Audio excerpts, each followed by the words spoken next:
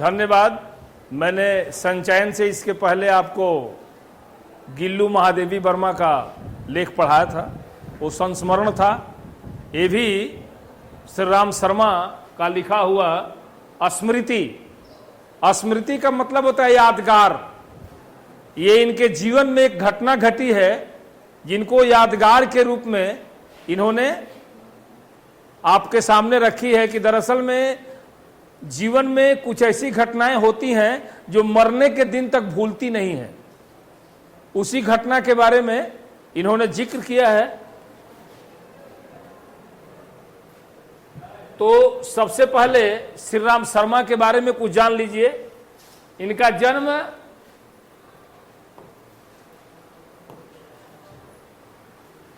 1896 ईस्वी में और मृत्यु हुई थी 1967 में।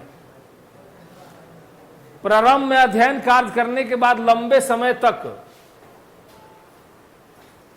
स्वतंत्र रूप से राष्ट्र और साहित्य सेवा में जुटे रहे।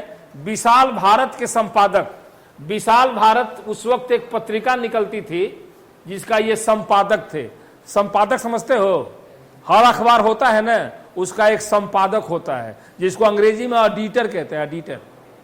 तो संपादन का मतलब क्या होता है कि बहुत सारे लोग अपना अपना लेख देते हैं संपादक के पास, वो उसको ध्यान से पढ़ता है, समझता है, और जो सबसे अच्छा होता है उसी को अखबार में छापता है। संपादक का यही काम होता है। तो वही संपादन का कार्य करते रहे विशाल भारत नामक पत्रिका का, जिससे उनको विशेष ख्याति प्राप्त हुई। हिंदी में शिकार साहित्य के अग्रणी लेखक माने गए। शिकार साहित्य का मतलब जंगल में जाकर के शेर का शिकार, ये हिरण का शिकार, या जंगल के अनेकों तरह की रोमांचकारी घटनाओं के संबंध में इनको महारत हासिल थी। ये उसके संबंध में ऐसे ऐसे वाकया पेश करते थे कि पढ़ने वाले जब तक पूरे पाठ को खत्म नहीं करते थे छोड़ते नहीं थे। ये इतने माहिर थे इस काम में। प्रमुख रचनाएं शिकार, बोलती प्रतिमा और जंगल के जीव। ये शिकार संबंधी 3 पुस्तकें हैं। सेवाग्राम की डायरी सन 42 में स्मरण इत्यादि। सेवाग्राम की डायरी और सन 42 का स्मरण। 42 मतलब वही भारत छोड़ो आंदोलन 1942 का गांधी जी का, उस पर भी इनका संस्मरण है। तो इस तरह से ये प्रकृति प्रेमी लेखक थे। अधिकतर जो है रोमांचकारी घटनाओं के संबंध में लिखा करते थे। उसी तरह से एक रोमांचकारी घटना इनके जीवन में हुई जिसको इन्होंने लेख के रूप में आपको पढ़ने के लिए दिया है। स्मृति। स्मृति शब्द का मतलब होता है, यह स्मृति शब्द का मतलब होता है यादगार, या इसका दूसरा नाम संस्मरण भी कह सकते हैं। इसमें लेखक ने बाल्यावस्था माने बचपन की अवस्था की एक घटना को सजीव चित्रांकन किया है। इस कहानी का घटनाक्रम इतनी रोमांच शैली में लिखा गया। रोमांच मतलब रोआ खड़ा कर देने वाला।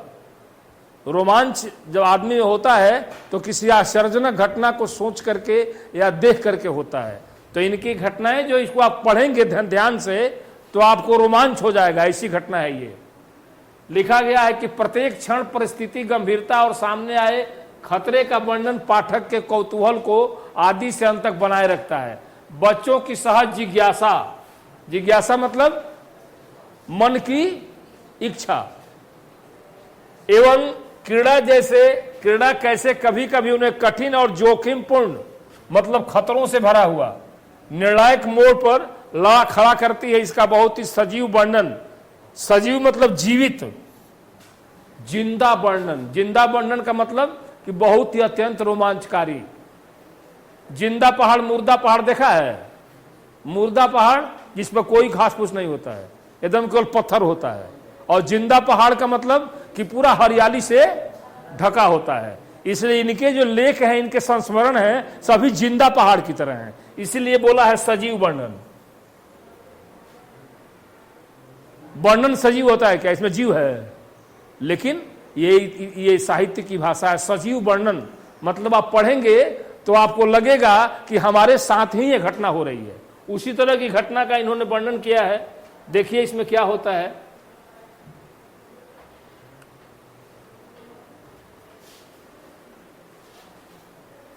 सन 1908 की बात है। देखो पढ़ेंगे तो लगता है कि कहानी चल रही है, आप ध्यान से देखिए। 1908 की बात है, दिसंबर का आखिरी या जनवरी का प्रारंभ होगा। चिल्ला जाड़ा पड़ रहा था। चिल्ला का मतलब कड़कड़ाती ठंडी, हड्डी को कपा देने वाली ठंडी, चिल्ला। 2-4 दिन पूर्व कुछ बूंदाबांदी हो गई थी, इसलिए शीत की भयंकरता और बढ़ गई थी। शीत मतलब ठंडी।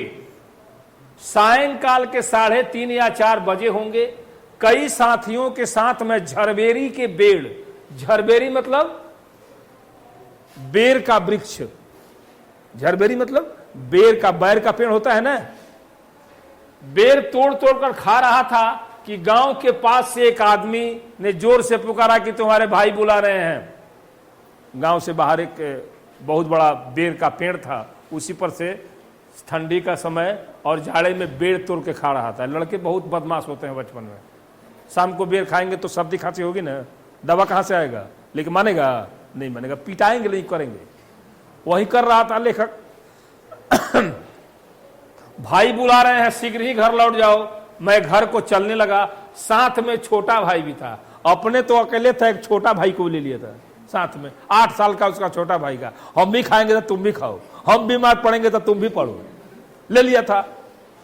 भाई साहब की मार का डर था, बड़े भाई साहब थे, इसलिए सहमा हुआ चला जाता था। समझ में नहीं आता था कि कौन सा कसूर बन पड़ा है।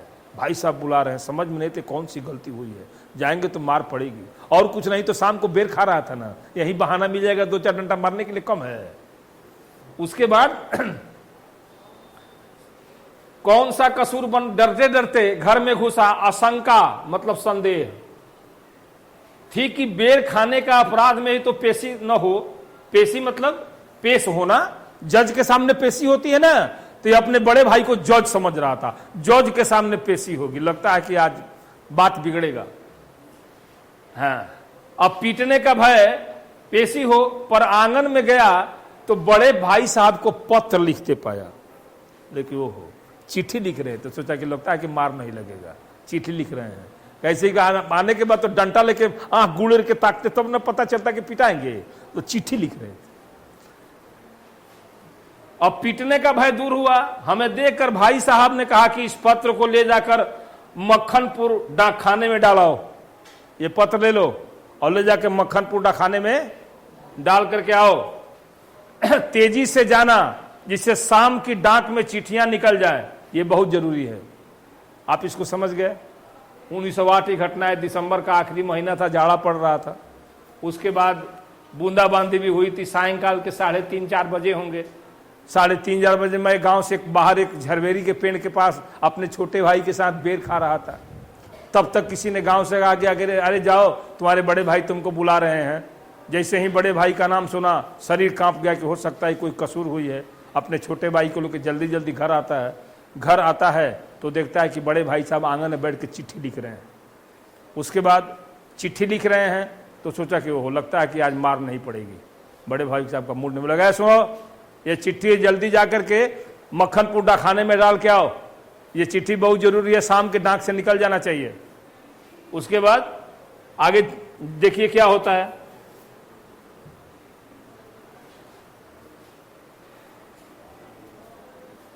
जाड़े के दिन थे, तिस पर मैंने उसके बावजूद भी आप अगर चाहे तो कॉपी रख करके सामने इसके प्रश्न, ये शब्दार्थ को लिख सकते हो। हवा के प्रकोप से कंपकंपी लग रही थी। हवा मज्जा तक, मज्जा समझते हो, इसको अंग्रेजी में कहते हैं बोन मैरो, बायोलॉजी पढ़ते हैं। हड्डी के अंदर एक छिद्र होता है, इसमें पीला सा पदार्थ होता है, उसी को बोलते हैं बोन मैरो, जिससे आपका खून बनता है। तो वही बोन मैरो को कपा देने वाली ठंडी पड़ रही थी। हवा के शरीर के अंदर घुस के, हड्डी के अंदर घुस के बोन मैरो को कपा देने वाली ठंडी। देखो जहां न पहुंचे रवि वहां पहुंचे कवि, कैसी बात लिख रहे हैं। बोन मैरो तक ठिठुर रही थी, इतनी ठंडी थी। इसलिए हमने कानों को धोती से बांधा। मां ने भुजाने के लिए थोड़ा चना भी एक धोती में बांध के दिए थे। बोले कि लेते जाओ उधर से, ये जहां भूंजा भूंजा रहता है, चना भूंजा के लेते आना, एक धोती में चना बांध दी, एक धोती से पूरा जो है बांध करके पूरा ढंग करके चले अपना। हम दोनों भाई अपना अपना डंडा लेकर घर से निकल पड़े। छोटे भाई को छोड़ता नहीं था, वो 8 साल का बच्चा, उसको भी दौड़ा दिया। अरे भाई ठंडी में उसको ले जाने की क्या जरूरत थी, लेकिन साथ में लेके जाता है। दोनों भाई निकल पड़ा। उस समय बबूल के डंडे से जितना मोह था उतना इस समय राइफल से नहीं। उस समय बबूल का डंडा आज के जमाने से राइफल से कम नहीं था। मेरा डंडा अनेक सांपों के लिए नारायण वाहन हो चुका था। अनेक सांप, कितने सांप को मारे थे उस डंडा से। इसलिए जहां भी जाते थे, डंडा किस चीज का, तो बबूल का, छोड़ते नहीं थे। मक्खनपुर, अब देखो यहां पर एक शरारत होती है। मक्खनपुर के स्कूल और गांव के बीच पड़ने वाले आम के पेड़ों से प्रतिवर्ष उससे आम झूरे जाते थे। माने आम झूरे मतलब तोड़े जाते थे। इस कारण वह मुक डंडा सजीव सा प्रतीत होता था। बीच में बागीचा था, डंडा मारो आम तोड़ो, चाहे किसी का हो, सब कोई किया है। भले पिटाएंगे लेकिन करेंगे जरूर। पेड़ है घर में बहुत, लेकिन दूसरे के पेड़ से आम तोड़ने का आनंद ही दूसरा है। हमारे पास बहुत पेड़ है, अलग बात है, लेकिन हम दूसरे के पेड़ का आम तोड़ेंगे। तो इस तरह से वो डंडा जो था ना, आम तोड़ने में माहिर था, इसलिए सजीव प्रतीत होता था। प्रसन्न बदन मतलब खुश मिजाज। हम दोनों मक्खनपुर की ओर तेजी से बढ़ने लगे। चिट्ठियों को मैंने टोपी में रख लिया था, क्योंकि कुर्ते में जेब नहीं था, टोपी पहना था। टोपी उतारा और उसमें चिट्ठी रख के डाल लिया टोपी में, बढ़िया सी तरह से पड़ा हुआ है टोपी में। अपना जा रहे हैं मस्ती में, इसलिए कि कुर्ता में जेब नहीं था। हम दोनों उछलते कूदते एक ही सांस में गांव से 4 फरलांग दूर उस कुएं के पास आ गए। अब लेखक जो था, बच्चा था, टोपी में चिट्ठी रखे हुए था, उछल कूद के जा रहा था। उसको पता नहीं था कि इसमें चिट्ठी है कि नहीं है। कुछ फरलांग एक होता है, जिस तरह से आज हम किलोमीटर और मीटर समझते हैं ना, उस तरह से फरलांग। अब कितना का क्या फरलांग होता है हमको पता नहीं है, लेकिन फरलांग जो है नापने का एक पैमाना है। कुछ फरलांग की दूर पर उस कुएं के पास गए। एक कुआं था जिसमें एक अति भयंकर काला सांप पड़ा हुआ था। कुआं कच्चा था, 24 हाथ गहरा था, उसमें पानी न था।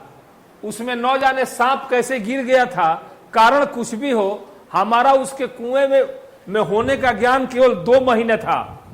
बच्चे नटखट होते ही हैं। मक्खनपुर पढ़ने जाने वाली हमारी टोली पूरी बानर टोली थी। 3 जात आन्हर, ऊंट विद्यार्थी, बानर, ऊंट विद्यार्थी। एक नाव था, उस पर विद्यार्थी चढ़े हुए थे, एक बंदर चढ़ा हुआ था, एक ऊंट भी था।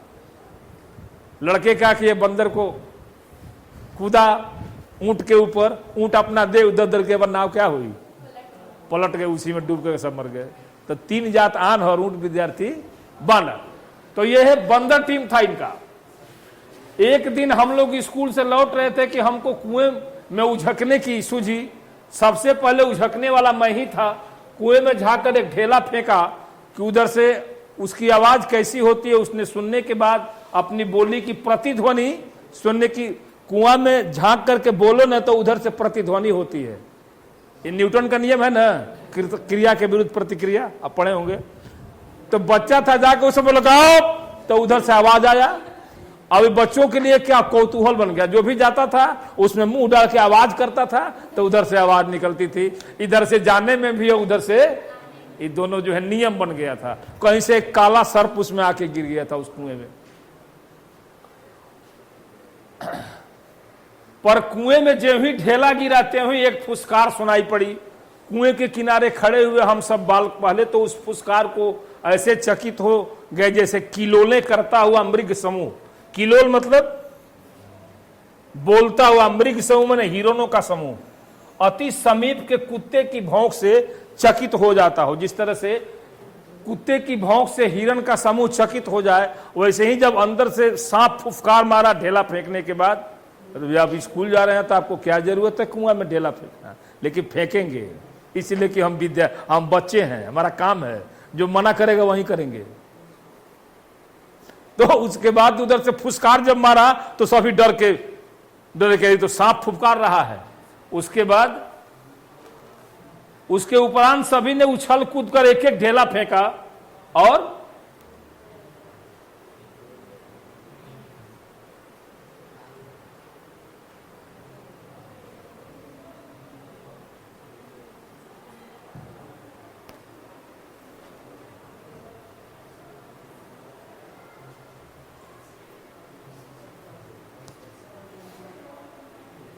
एक एक ढेला फेंका।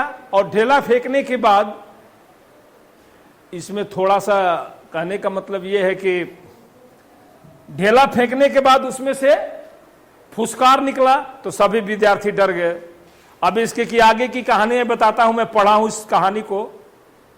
तो उसके बाद हम दोनों भाई को ये बात याद था, रोज स्कूल आते थे और जाते थे, बच्चों के साथ ढेला फेंकना, उस सर्प को जगाना, उसका फुसकार सुनना, जरूर सुनना है, उसको दो चार ढेला मारेंगे और उसका फुसकार सुनेंगे तभी जाएंगे, ऐसा काम था।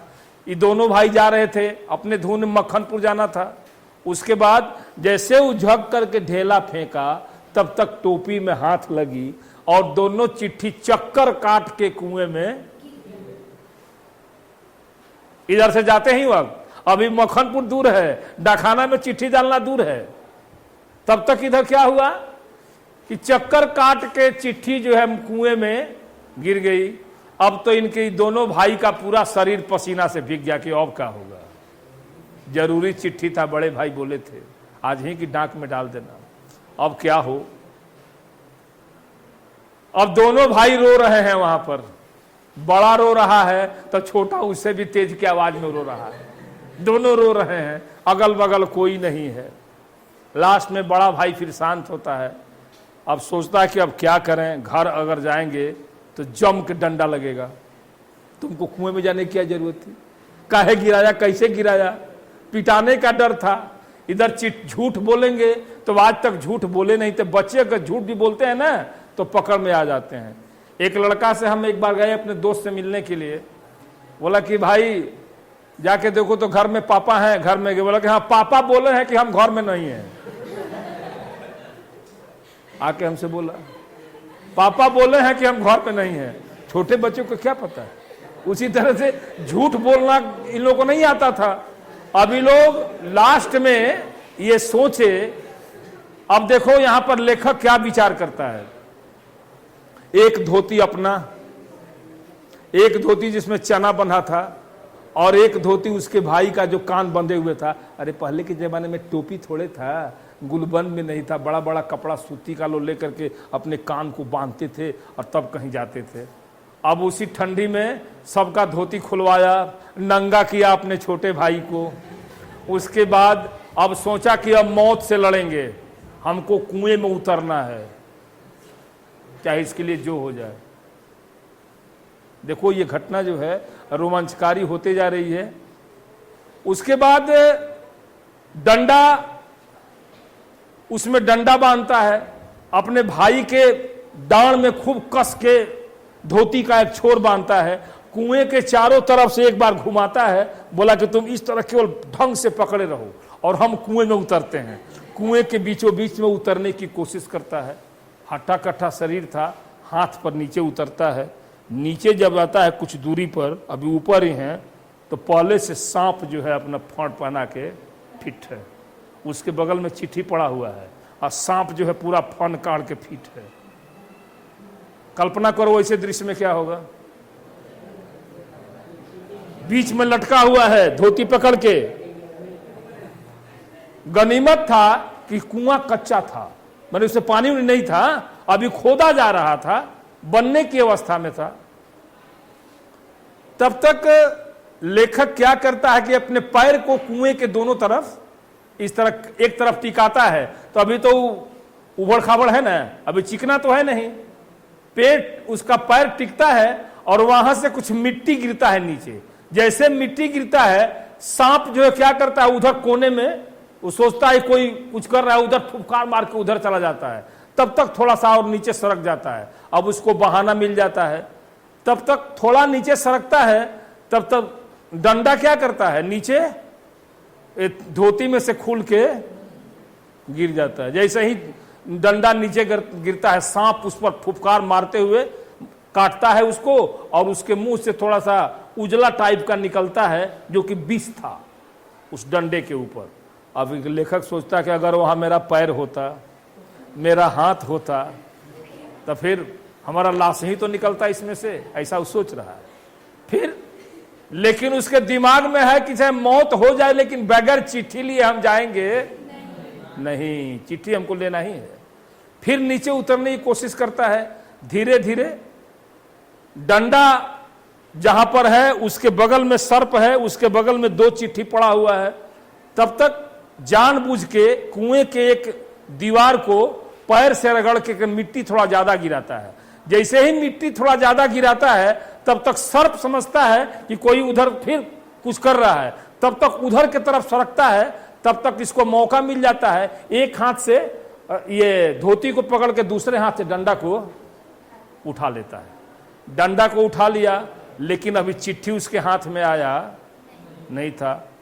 फिर इधर उधर डंडा को देखता है तो उस पर 2-3 जगह जो है सांप के ये दांत की निशानी है, और उस पर जो है थोड़ा सा लसलसा पदार्थ वगैरह निकला है, तो विष था।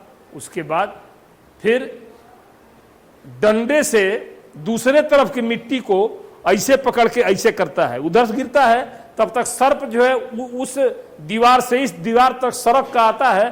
तब तक डंडे से क्या करता है कि चिट्ठी को एक जगह करके दोनों को उठा करके पॉकेट में, पॉकेट तो है नहीं, धोती के खोट में क्या करता है, उसको कस के बांध देता है। अब उसके दिमाग में आता है, मैं इस कहानी को शॉर्ट में बता रहा हूं इसलिए कि मेरा एपिसोड जो है अगला कल बताएंगे हम, इस शॉर्ट में इसको बता रहे हैं अभी आपको। उसके बाद डंडा से वह पकड़ करके चिट्ठी को लेकर के धोती के खूंटे में बांध देता है, और बांध करके फिर नीचे से हाथ के सहारे ऊपर चढ़ना। कितना फीट कुआं है, 40 की 42 फीट बता रहा था ना, 24 फीट गहरा था। अब हाथ के सहारे ऊपर आ रहा है। उसका भाई जो है दीवार से चिपका हुआ है, उसके डांड में बांध दिया है। वो बेचारा एकदम चिपका हुआ, लगता है कि उस साथे साथ वो भी गिर जाएगा, लेकिन वो चिपका हुआ है। उसके बाद धीरे धीरे ऊपर आता है। अगर हाथ उसका छूट जाता तो सांप बिना काटे मानता उसको। देखो कितना बड़ा रिस्क लिया वो। उसके बाद धीरे धीरे ऊपर आता है। ऊपर आने के बाद फिर ऊपर आकर के कुएं के पास थोड़ी देर बैठता है। बैठने के बाद फिर जाकर के खाने में क्या करता है, मक्खन पूजा के चिट्ठी डालता है। फिर उधर से लौट के आता है, और इस घटना का जिक्र किसी से नहीं करता।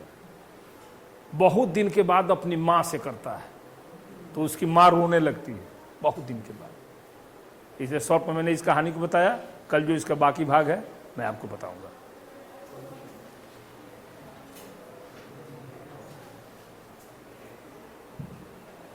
Thank you.